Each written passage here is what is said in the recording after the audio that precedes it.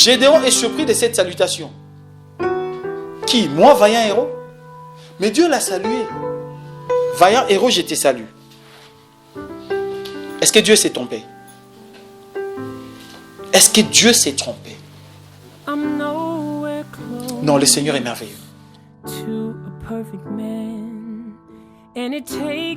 Seigneur, oui. Je suis sans force, oui. Je te donnerai ma force. Mais un Dieu qui croit en nous, un point qui est étonnant. Nous-mêmes, nous ne croyons pas en nous-mêmes. Lui, il croit en nous.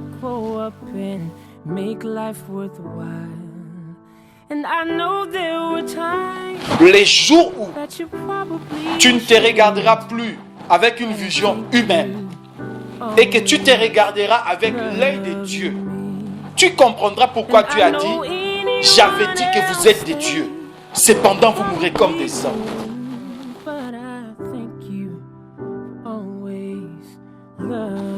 Un avait une position avec une vision humaine, l'autre avait une position avec une vision de Dieu. C'est ça la différence. Ce qu'Élisée avait vécu et ce que Géasi avait vécu. Et comme Géasi ne comprenait toujours pas, nous sommes à deux. Lui il dit que ceux qui sont avec nous sont en plus grand nombre que ceux qui sont avec nous. Alors Élisée a dit: Seigneur, ouvre-lui les yeux qu'il voit.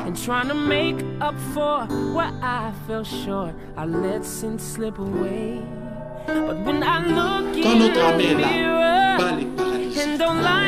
Baal perd toute sa puissance. Toi qui crains les ennemis, toi qui crains les occultistes, toi qui crains les sorciers, toi qui crains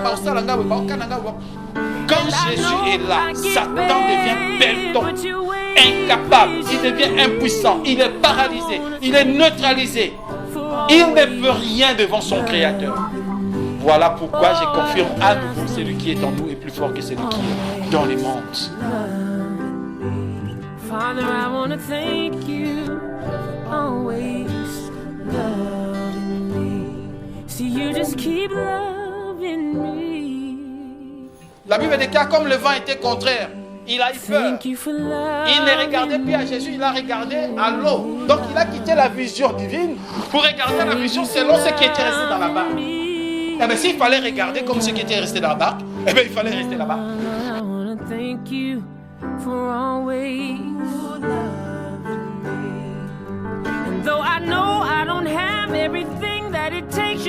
Le secret d'un héros, c'est qu'il ne regarde pas au vent, ne regarde pas aux bandits, il ne regarde pas on m'a insulté, il ne regarde pas on m'a balancé des pierres, il ne regarde pas oh ma famille d'abord, les injustices. Un héros ne regarde pas ça, un héros regarde à ce que tu as mis en lui. Tu puiseras cette force en toi et tu avanceras. Les autres, ils vont avoir, ils auront vent. Baroulé Kassam.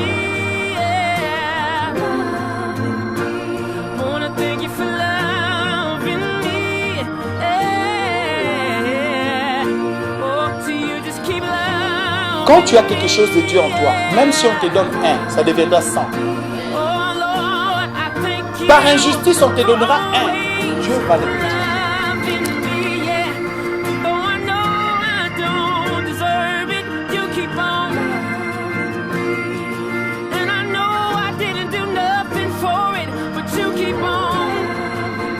Des solutions de ton problème ne se trouvent pas loin, là-dedans. Regarde là, tu vas découvrir.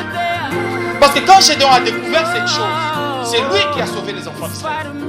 Il est devenu juge en Israël.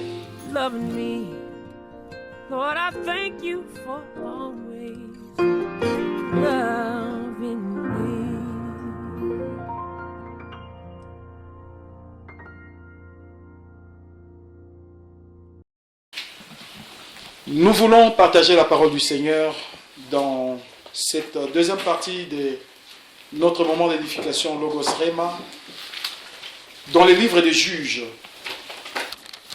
Juge 6, notre lecture commencera à partir du verset 12. Les amoureux de la parole que nous sommes, nous savons tout de suite qu'il est question de Gédéon. On a un peu gratté un peu dessus tout à l'heure, c'était avec beaucoup de plaisir. Et nous voulons continuer à les faire par la grâce de Dieu. Juge chapitre 6, à partir du verset 12, nous allons nous arrêter au verset 16. La parole du Seigneur déclare, il est écrit, l'ange de l'Éternel lui apparut et lui dit, l'Éternel est avec toi, vaillant héros. Gédéon lui dit, ah mon Seigneur, si l'Éternel est avec nous, pourquoi toutes ces choses sont-elles arrivées, nous sont-elles arrivées? Et où sont tous ces prodiges que nos pères nous racontent? Quand ils disent, l'Éternel ne nous a-t-il pas fait monter hors du pays d'Égypte? Maintenant l'Éternel nous abandonne et nous livre entre les mains des Madians. L'Éternel se tourna vers lui et dit, va avec cette force que tu as. Dans d'autres versions, on a dit, va avec la force qui est en toi. Et délivre Israël de la main des Madians. N'est-ce pas moi qui t'envoie? Gédéon lui dit, oh Seigneur, avec quoi délivrerai-je Israël? Voici, ma famille est la plus pauvre en Manassé, et je suis le plus petit dans la maison de mon père. L'Éternel lui dit, mais je serai avec toi, et tu battras Madian comme un seul homme. Amen, amen. J'aime beaucoup ces textes, comme j'aime la parole du Seigneur. Et nous savons tous que Gédéon, dans cette période de la vie des enfants d'Israël, lui ainsi que tous les autres des enfants d'Israël étaient dans la peur. Ils vivaient une période de peur, de tremblement, parce que quoi qu'ils aient investi au niveau sol, au niveau élevage, au niveau, peu importe le niveau d'investissement qu'ils avaient, dès que le temps de la moisson arrivait, le temps de ramasser, de jouir des efforts qu'ils ont produits était arrivé, les Madianites venaient, la Bible déclare, les Madianites venaient et pillaient tous les avoirs des enfants d'Israël, ce qu'ils avaient investi. Donc leurs efforts étaient vains. Et cela est arrivé pas une fois, plusieurs fois. Au point qu'Israël s'est dit, mais Éternel, tu nous as abandonnés. Chacun d'eux s'est mis à vivre dans ce qu'on appelle le style d'ébriardisme. Ils se sont mis à se débrouiller. Maintenant que ma récolte commence à pousser, je préfère vite le mettre à l'abri avant que l'ennemi ne mette la main dessus. Donc chacun d'eux s'est mis à se préparer en attendant une éventuelle arrivée de l'ennemi, un éventuel pillage. Les Madianites viendront, ils vont piller. Et c'est pendant ces temps de peur-là que Dieu est apparu, le Seigneur est venu parler à Gédéon. Le Seigneur les trouve dans le pressoir, en train de préparer les froment pour les mettre à l'abri. Si j'étais à Kinshasa au Congo, je dirais, le Seigneur est venu les trouver dans un moulin, une machine à foufou, Azoro Niki sa foufou, pour le mettre à l'abri, pour que ça devienne farine et qu'il le mette à l'abri. Le Seigneur l'a trouvé là. Et vite, vite, il faisait. Et le Seigneur le trouve, il les salue comme vous le savez. Le Seigneur lui dit, salut vaillant héros. Le verset 12, l'Éternel lui apparut et lui dit, l'Éternel est avec toi, vaillant héros. Quand j'ai lu le texte de Gédéon, je vois tout de suite une contradiction. Excusez-moi, la Bible ne se contredit pas. Mais une contradiction entre l'attitude de Gédéon, qui est un humain à 100%, et la compréhension des choses selon Dieu. Et je mets ça en parallélisme, je me dis, nous chrétiens, nous devons de comprendre ça mieux, parce que nous sommes vraiment dans cet état-là de Gédéon. Dieu les salue en disant, je te salue, vaillant héros. Gédéon est surpris de cette salutation. Qui? Moi, vaillant héros? Mais Dieu l'a salué. Vaillant héros, je te salue. Est-ce que Dieu s'est trompé? Est-ce que Dieu s'est trompé? Non, le Seigneur est merveilleux. Il te regarde. Il sait que tu es pécheur et que tu ne mérites pas la grâce. Il te dit, je t'appelle saint parce que je t'ai racheté par mon sang. Tu te regardes, tu dis, moi, saint? Seigneur, tu connais ma vie. Oui, dis oui, c'est une grâce, c'est immérité, tu ne le mérites pas. Mais par ma grâce, je t'appelle saint et tu es mon peuple et je t'aime. Ça, et quand il s'agit de ça, nous sommes rentrés dans une dette éternelle. Parce qu'il nous a donné quelque chose que nous ne méritons pas. Quelque chose qui ne vient pas de notre effort. On ne mérite pas. On ne mérite pas, dit. Il te regarde et dit, toi, moi Dieu saint, saint, saint.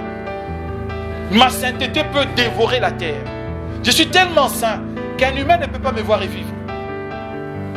Mais le même Dieu là, il dit j'habiterai dans ton corps. C'est trop fort. J'habiterai dans ton corps. Mais Seigneur, avec mes imperfections, oui. Et je ferai de ton corps mon temple. Et j'y habiterai. Seigneur, oui. Je suis sans force, oui. Je te donnerai ma force. Mais un Dieu qui croit en nous, a un point qui est étonnant. Nous-mêmes, nous ne croyons pas en nous-mêmes. Lui, il croit en nous. Il salue Gédéon. Je te salue, vaillant héros. Dieu croit en lui. Nous sommes un peuple qui nous ignorons nous-mêmes. Regardez ce que j'ai écrit dans mon commentaire. Nous sommes des gens qui nous ignorons et qui manquons des visions, qui manquons des perspectives d'avenir tracées par Dieu lui-même. Nous voyons les choses de la manière d'homme. Voilà pourquoi nous pleurons sans arrêt, parce que nous nous regardons comme étant des humains. Nous avons une vision terrestre. Et c'est une vision qui est limitée au niveau terrestre. Une vision bas niveau. Les jours où tu ne te regarderas plus avec une vision humaine et que tu te regarderas avec l'œil de Dieu, tu comprendras pourquoi Dieu a dit « J'avais dit que vous êtes des dieux, cependant vous mourrez comme des hommes. » J'avais dit que vous êtes des dieux. Les jours où tu changeras cette façon de voir les choses, tu te diras « Seigneur, ah oui, il y a un qui a compris ça, il nous a donné la clé pour comprendre ces choses. » Et il a crié tout haut, il n'a pas caché. L'apôtre Paul. Je suis faible, je suis incapable, je ne peux pas, je ne sais pas. Seigneur, je suis limité, tu connais mon état actuellement. Seigneur, Dieu te dit, va avec la force que tu as. Bien plus que ça, l'apôtre Paul a dit quoi? C'est dans nos faiblesses que sa force se manifeste. Et nous nous attendons à ce que nous soyons forts pour que Dieu manifeste sa force. Jamais. Jamais, parce que là, ça sera ou c'est Moïse qui a tapé sur la pierre, ou c'est la voix de Dieu qui a parlé. Nous allons voler la gloire de Dieu. C'est dans notre faiblesse là que la force et la puissance de Dieu se manifestent là, en ces moments-là.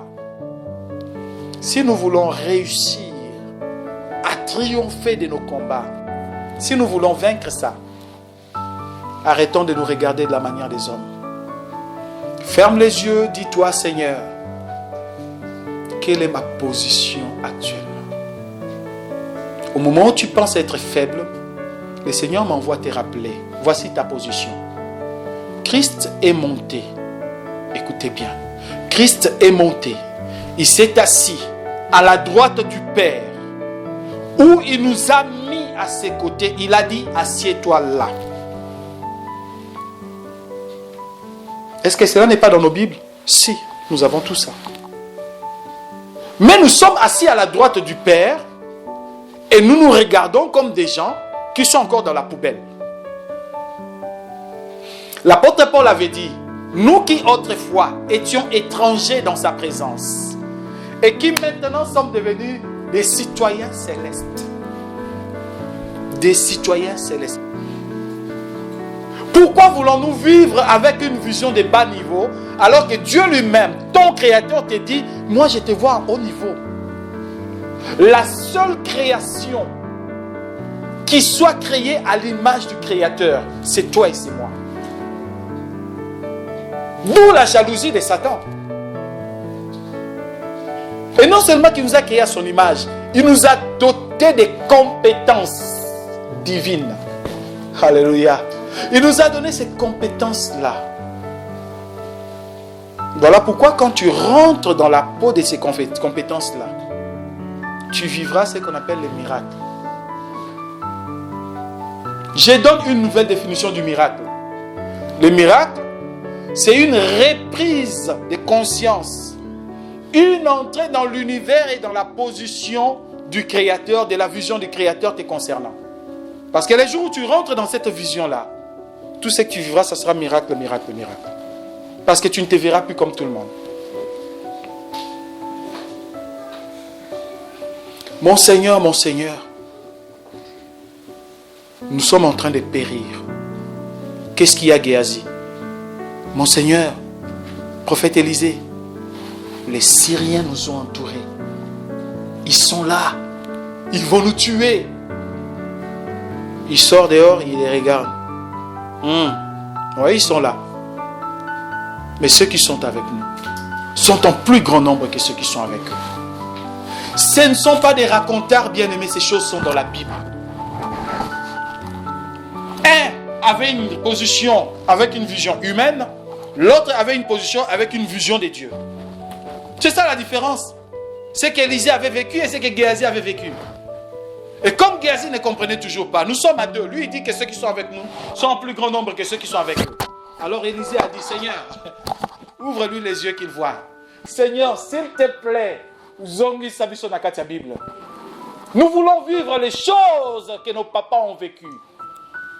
Une relation comme ça où tu peux demander à Dieu, Seigneur, il n'a pas encore compris. Ouvre-lui les yeux qu'il voit. La Bible déclare, le Seigneur lui ouvrit les yeux. Et Géasi vit les chars de feu, les myriades de chars de feu qui avaient entouré non seulement la maison où ils étaient, mais toute la ville était remplie de chars de feu. Alors, qu'est-ce qui s'est passé? Géasi a eu de l'assurance. Là, il a compris. Mais ces chars de feu-là, quand Élisée est sorti pour aller à l'encontre de cette armée terrestre-là, ils n'ont rien pu faire contre Élisée. C'est exactement pareil ce qui s'est passé entre Élie et les prophètes de Baal. Quand notre armée est là, Baal est paralysé. Baal perd toute sa puissance. Toi qui crains les ennemis, toi qui crains les occultistes, toi qui crains les sorciers, toi qui crains quand Jésus est là, Satan devient pelleton, incapable, il devient impuissant, il est paralysé, il est neutralisé. Il ne peut rien devant son Créateur. Voilà pourquoi je confirme à nouveau, celui qui est en nous est plus fort que celui qui est dans les mondes. Je te salue, vaillant héros. Et lequel y est? Mon problème aujourd'hui, c'est la vision. Mon problème aujourd'hui, c'est Gédéon, comment tu te vois? Comment tu te vois? Je suis homme. J'ai des difficultés, tu as des difficultés. Mais il y a l'un de nous qui regardera ces difficultés avec une vision de Dieu. L'autre regardera ça avec une vision des hommes. Celui qui regardera ça comme une vision de Dieu, il va marcher sur ces difficultés comme Pierre a marché sur l'eau. Pierre a marché sur l'eau, lui aussi il marchera sur l'eau. Parce que tu as une vision de Dieu. Quand tu enlèveras ta vision, qu'est-ce qui s'est passé ces jours-là? La Bible déclare comme le vent était contraire, il a eu peur. Il ne regardait plus à Jésus, il a regardé à l'eau. Donc il a quitté la vision divine pour regarder la vision selon ce qui était resté dans la barque. Eh bien, s'il fallait regarder comme ce qui était resté dans la barque, eh bien, il fallait rester là-bas. Il fallait rester là-bas. Au moment où tu marches avec la vision selon Dieu, tu vis dans les miracles. Tu marches sur l'eau. Atielikolo béton. Atielikolo béton. Atielikolo béton. Et le tamboli béton. Les yeux étaient là. Les miracles n'excluent pas les attaques. Parce que malgré la vision qu'il avait, le vent était là. Vous comprenez? Malgré qu'il marchait sur l'eau, le vent était là. Donc tu peux vivre un moment où la main de Dieu est sur toi. Cela n'exclut pas que le diable ne va pas souffler un vent. Tout ce que toi tu dois faire en tant qu'enfant de Dieu, c'est garder le regard sur Jésus. Je garde une vision céleste. Je regarde quelque chose de divin qui ne va pas me distraire parce que maï oyo, cette épreuve ici pour n'aller comme béton. Je vais marcher sur ça en direction de mon miracle, en direction de ma gloire, de mon élévation, de ma guérison, de ma bénédiction. Je monte au lieu de regarder les vents parce que je regarde vers le Seigneur. Le Seigneur a dit ça à Gédéon. Il y a quelque chose en toi que tu ignores. Il faut que le Seigneur te le révèle. Gédéon était là, au froment, en train de faire les froment, de préparer les froment pour les garder, comme n'importe quel enfant d'Israël. Il y avait quelque chose en lui, mais il ignorait ça. Parmi les gens de l'époque de Noé, il y avait plusieurs personnes. Mais quand Dieu est venu vers Noé, Noé ignorait qu'il était resté la seule famille qui continuait à craindre Dieu jusqu'à ce moment-là. Et que les yeux de Dieu étaient sur lui. Il ignorait ça. C'est-à-dire, c'est exactement ce que notre maman a dit tout à l'heure. C'est au travers des épreuves que tu te découvres. Il y a quelque chose en toi que tu ignores, mais il faut que Dieu te le révèle. Le côté héros est en toi. Nulle part ailleurs, c'est en toi. Ce que Gédéon a eu comme salutation et ce qu'il est devenu par la suite, ce n'est pas venu du dehors, c'était déjà en lui. Le Seigneur l'a ouvert les yeux et Gédéon a découvert ce que Dieu avait mis en lui. Et sa confiance en Dieu l'a conforté dans sa foi. Alors il a découvert ce qu'il était. Je vais vous lire quelque chose d'autre. Puise cette force en toi. Je l'ai écrit en vert. Pour les distinguer des autres écrits que j'ai écrits ici. Puise cette force en toi. Dieu l'a mis en toi. Qu'est-ce que le Seigneur a dit à Gédéon? Regardons-les rapidement. Verset 14. Pendant que lui se plaignait, nos papas nous avaient dit, où sont les miracles, où sont ça, tout ce que Moïse a vécu, où sont tes choses? Dieu lui dit, verset 14, l'Éternel se tourna vers lui et lui dit, va avec cette force qui est en toi. Va avec cette force que tu as. La force, elle était où? Amen, amen, amen. La force est en toi. N'est-il pas écrit, Christ en nous, c'est l'espérance et la gloire. Quand Christ est en toi, tu es héros. Tu es héros. Tu as des capacités, des compétences qu'un païen n'a pas. Peu importe les combats, peu importe ce que tu traverses, peu importe les luttes, il y a quelque chose en toi. Bien aimé, je vous l'ai dit, nous les découvrons grâce au Saint-Esprit qui vient et qui t'ouvre les yeux, qui te parle dans un doux murmure et qui te dit, regarde cette épreuve, tu l'as vu? Oui, tu peux le vaincre. Je suis avec toi. Prends courage. Il est venu parler à Josué. Moïse venait de mourir. Tout l'espoir des enfants d'Israël était parti avec Moïse. Oh, Moïse est mort, c'était lui la promesse, comment on va faire? Dieu prend celui qui lavait les pieds de Moïse et lui dit, toi tu vas prendre la place. Seigneur, comment ça? Je ne connais pas, je ne sais pas. J'étais qu'un serviteur de Moïse. Seigneur, comment est-ce possible que moi je puisse diriger ce grand peuple? Le Seigneur lui dit, Josué, fortifie-toi et prends courage, car je serai avec toi. Amen. La force en question là, ça réside en ce Dieu qui est en toi. Amen. Alors je me suis dit, je vais fouiller dans la Bible. Je vais prendre des exemples de gens qui ont puisé la force en eux. J'ai pris exemple numéro 1, exemple numéro 2, exemple... Toute la Bible est remplie de gens. Des gens qui ont puisé la force en eux. Je me suis dit, mais Seigneur, j'ai pensé que c'était une personne. Non, et c'est ce qui a fait d'eux des champions. Le secret d'un héros, c'est qu'il ne regarde pas au vent, il ne regarde pas aux ondits, il ne regarde pas, on m'a insulté, il ne regarde pas, on m'a balancé des pierres, il ne regarde pas, on m'a chassé, il ne regarde pas, oh basalinga boy, les injustices. Un héros ne regarde pas ça. Un héros regarde à ce que Dieu a mis en lui. Tu puiseras cette force en toi et tu avanceras. Les autres, ils vont avoir, ils auront vent. Et moi, je suis à Komiboy. Et moi, je suis à Bengana Libala, à Komiboy. Oh, garçon, on a Viraki, à Komiboy. Mais celui qui était sans papier, il est devenu comme ça. Les gens vont apprendre, ils vont découvrir. Oh, c'est Rwanda. Eh, Abalide. Wapi. Wapi, Abali.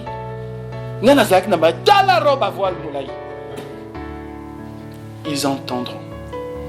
Parce que tu es une héroïne. Tu es un héros. Alléluia. Il y a quelque chose en toi. Quelque chose en toi. Ne cherche pas cette chose ailleurs. Vous savez? Merci Saint-Esprit. Il est parti chez son oncle Laban. Ça, c'est le style du révérend Christian. Quand il parle d'un exemple, on s'est dit de quoi il veut parler. Il est parti chez son oncle Laban. Je parle de qui? Jacob. C'est que les loups disent Bianza ni Bianza. Maboko na makolo. Il est parti comme ça, en fuyant la colère de son frère. Il est parti comme ça. Un craintif, un tricheur, un peureux, Il arrive là-bas. Nzokande. Dieu avait mis quelque chose en lui. Cet enfant Jacob. Il y avait quelque chose en lui. Je vous dis, un héros, ce n'est pas dehors. Un héros, c'est là-dedans. Amen. Il arrive chez son oncle. Mwana Moussala, élève ça, élève les animaux. Là, dans la maison de son oncle, il a amené la bénédiction là, dans la maison de son oncle. Tout ce qui touchait était béni. Bon, d'accord, il mérite une récompense, on va commencer à lui donner. On lui donne une récompense. Ok. Aujourd'hui, même Baboti, saison, Baboti, 50. Admettons, 50. Ok. On te donne 5. Ça va? Ça va. Il n'y a pas de problème, mon oncle. Il a pris 5. 5 Nayewana. Ils se sont multipliés. Son oncle a dit, mais je ne savais pas donner 5. Oui. Tu en as combien maintenant? 50. C'était ça. Son oncle a dit, ok, prochainement, je vais lui donner des brebis qui sont un peu moins bons. Je vais lui donner des brebis tachetées, un peu chétifs. Je vais lui donner ça. Son oncle Laban lui donne exactement ce genre de brebis là qui sont un peu gna gna gna. On lui donne. Il a dit, c'est ça ma récompense? Oui, c'est ça. Merci tonton. Il a mis de côté. Comme Dieu avait mis quelque chose en lui. Merci Seigneur. Les brebis tachetées là. Babo Tabanagi Toko. C'était les merveilleux brebis. Son oncle dit, mais est-ce que je ne t'avais pas donné des brebis comme ça? Oui, tonton. Mais, oui, tonton. Amen, pour la clé. Alléluia. Donc, la chose en question, elle n'est pas dehors. Que tonton arrête de se poser la question. Monsieur Laban, il faut dire à monsieur Laban, ne te pose pas des questions comment j'ai réussi. J'ai réussi parce que j'ai en moi un Dieu qui est un héros, qui a fait de moi un héros. J'ai en moi Jésus-Christ de Nazareth qui est le Tout-Puissant. Voilà pourquoi je suis puissant. Tu veux connaître les secrets de mes miracles? Viens, je vais te montrer Jésus. Tu découvriras que mon Dieu en moi, il est glorieux. C'est là-dedans. C'est là-dedans. Et vous savez ce que Jacob a vécu. Il est devenu même riche. Au point même de payer double dot pour prendre 2 filles de son oncle. Il a quitté chez son oncle en fuyant. Conflit d'intérêts. Parce que ses richesses avaient monté. Quand tu as quelque chose de Dieu en toi, même si on te donne 1, ça deviendra 100. Par injustice, on te donnera 1. Dieu va le multiplier. Ce n'est pas pour rien. Dans la Bible, il a multiplié 2 poissons et 5 pains. Vous comprenez ces choses? Mais Dieu seul peut faire que toi, les 1 que tu avais là deviennent 100. Les niveaux qu'on t'avait regardés quand tu es venu, les 100 papiers que tu étais, que tu deviennes quelqu'un d'autre. La personne que la famille rejetait, qu'on ne donnait pas de valeur, que tu deviennes l'ikundi à famille.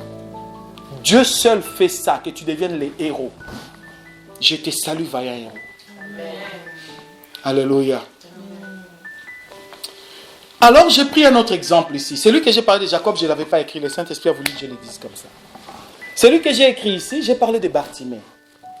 La Bible dit, dans Marc, le chapitre 10, à partir du verset 46 à 53, Marc 10, 46 à 53, vous allez lire après, Bartimée a entendu parler de Jésus. C'est aveugle. Quand il a vu, il a entendu, la foule passer, il s'est renseigné. On lui a dit, c'est Jésus qui passe. Alors il s'est mis à crier. C'est là que j'ai découvert la chose de Bartimée. Cet homme s'était dit en lui-même, je vais crier jusqu'à ce qu'il m'entende. En fait, c'est une décision qui est venue de lui. Quand la foule s'est mise à les réprimander, tais-toi, tu les déranges, tu déranges le Seigneur, tais-toi. Il a crié de plus en plus fort. L'extérieur que nous cherchons là, c'est l'extérieur qui va voir que nous sommes des héros. Jamais l'extérieur va attester ce qui est en nous. C'est Dieu qui fera que cette chose-là soit imposée. Être héros, ça s'impose. Vous comprenez, enfants de Dieu? Ça s'impose. Qu'ils le veulent ou non, ils vont le boire. Même s'ils ne t'acceptent pas, eux, ils vont boire. C'est comme de l'eau. Si tu ne bois pas, tu vas te laver. Dieu fera que ton côté héros soit incontesté. Bartimée a crié. Il a crié jusqu'à ce que Jésus s'est arrêté. Jésus, fils de David, aie pitié de moi. Que veux-tu? Je vais recouvrir la vue. Il a touché. Vois. Il a vu. C'est venu de lui. C'est pas tout. J'ai écrit l'exemple de Zachée. Il était court. Il avait une faiblesse que vous connaissez tous. Mais cet homme, il s'est dit quoi? C'est Luc 19, hein, Zachée. Il s'est dit quoi? Je veux monter. J'aime ces textes. Il s'est dit en lui-même, je veux monter sur un arbre. C'est venu d'où? C'est ça notre erreur. Regarde là, il y a un héros qui est caché là-dedans. Des solutions de ton problème ne se trouvent pas loin, là-dedans. Regarde là, tu vas découvrir. Parce que quand Gédéon a découvert cette chose, c'est lui qui a sauvé les enfants d'Israël. Il est devenu juge en Israël. Ce n'est pas tout. Il n'y avait pas que Zachée. Vous savez qui? C'est quelque chose qui circule déjà dans vos têtes. Je le sens. Je sens que le Saint-Esprit a mis ça en vous. La femme qui saignait pendant 12 ans. Qu'elle nous dit la Bible? J'ai lu ce que la Bible dit. Elle s'est dit en elle-même. Nous sommes dans Marc chapitre 5. Lisons ces textes.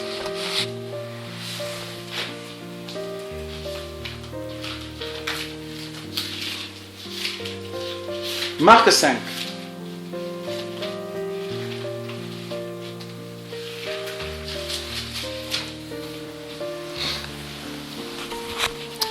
Le texte que nous allons lire, on va commencer à partir du verset 24.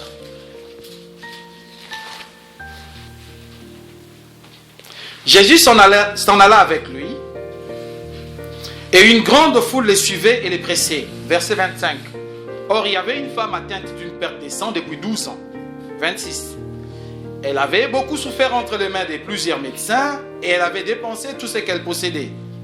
Elle n'avait éprouvé aucun soulagement, mais était allée plutôt en empirant. Verset 27. Ayant entendu parler de Jésus, elle vint dans la foule par derrière et toucha son vêtement.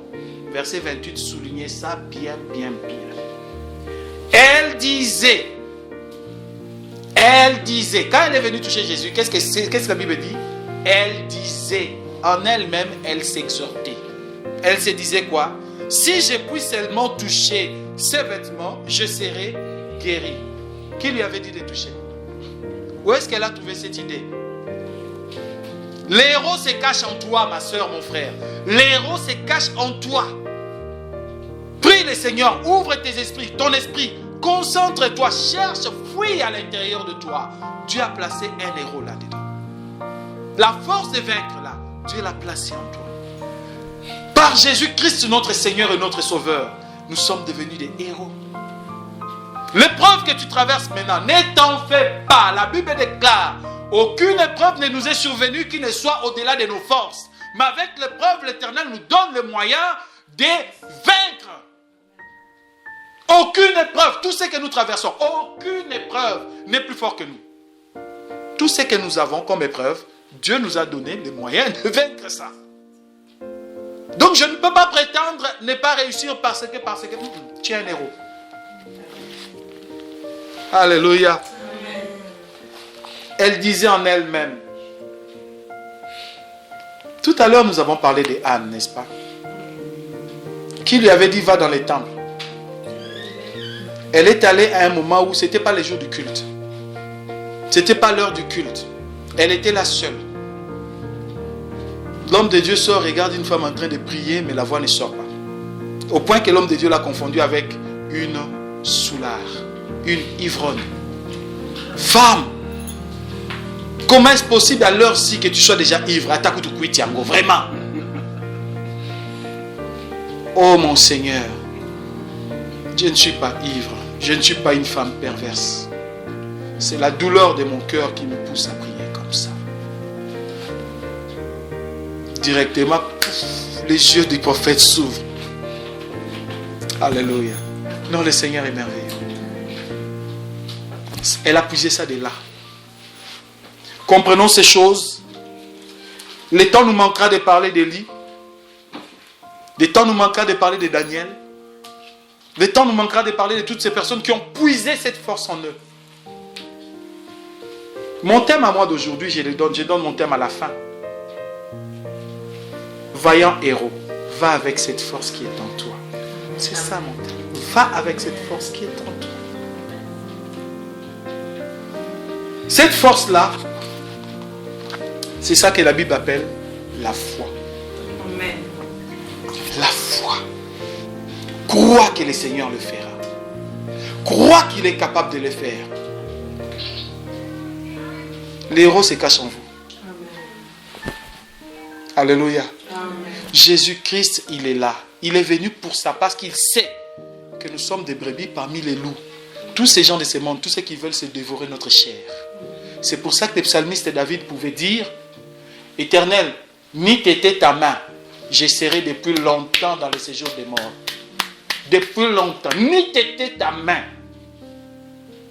C'est parce que cette main est là. Elle fait que nous sommes des héros. Nous faisons face contre les adversaires. Et nous vainquons au nom de Jésus. Amen. Je tends vers ma conclusion. Mon invitation de ce soir, en repartant chez toi aussi aujourd'hui, dis-toi, je suis un héros, je suis une héroïne. J'ai livré bataille, j'ai vaincu et je vaincrai encore. Jamais mon Dieu n'a perdu, jamais il ne perdra. Il peut m'arriver de pleurer, je me lèverai, j'essuierai mes vêtements, je poursuivrai la course. Cette fois les justes tombent, cette fois l'Éternel les relève. Les gens de ce monde, tu tombes une fois, ils te lapident. Mais ils oublient que la Bible dit 7 fois. 7 fois les justes tombent, 7 fois l'Éternel les relève. Même si tu as manqué, tu te retrouves par terre financièrement, Dieu va te relever. Oh, tu as vécu telle difficulté, Dieu va te relever. Pourquoi? Parce qu'Israël n'est pas fait pour être sous les chaînes. Non, la destinée d'Israël n'est pas un peuple esclave. Tu es un peuple qui est appelé à vivre dans la liberté. C'est pour ça que les jours où ils sont sortis de l'Égypte, la Bible dit qu'ils sont sortis à bras tendus, à main levée. Ils sont libres. C'est la destinée. Que le Seigneur bénisse sa parole. Amen.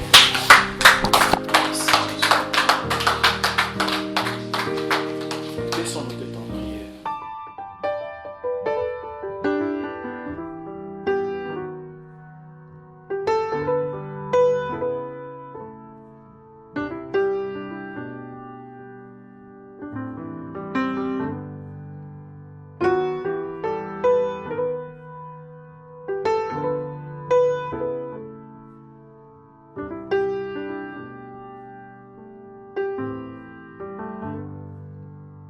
I'm nowhere close to a perfect man, and it takes a supernatural love to even understand that beyond the walls, behind the mask and confident smile, was a broken man trying to grow up and make life worthwhile.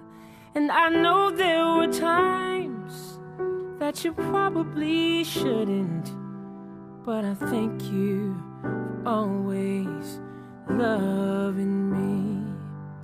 And I know anyone else, they probably wouldn't, but I thank you for always loving me.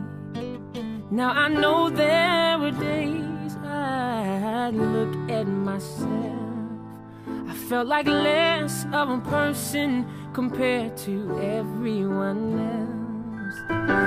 What about this flaw, too big, too small, can I exchange? And trying to make up for where I fell short, I let sin slip away. But when I look in